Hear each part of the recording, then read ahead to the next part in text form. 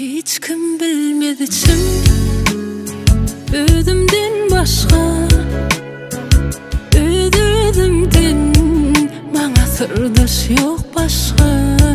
Men gönlüm öyküli, içime salyan gizlep hasretleri, mendine yılgırayan.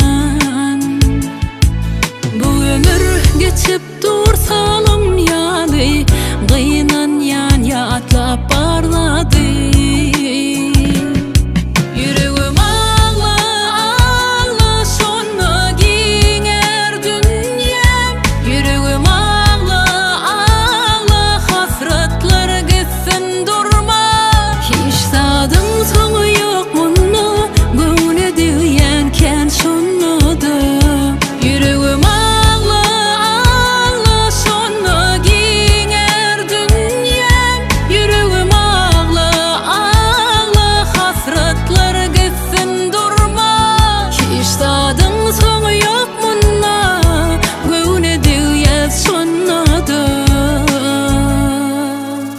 hiç kim bilmedi çim özümden başka, özümden bana sırdaş yok başka.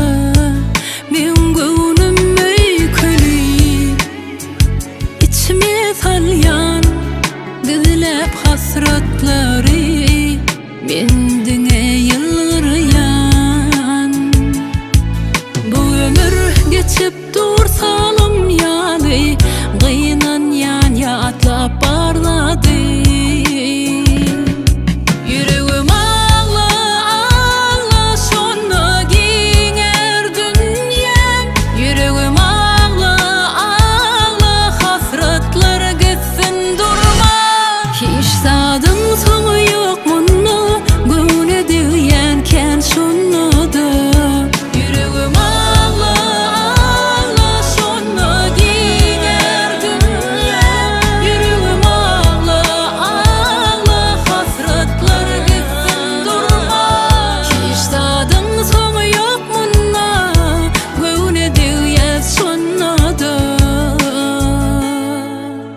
hiç kim bilmedi içim özümden başka.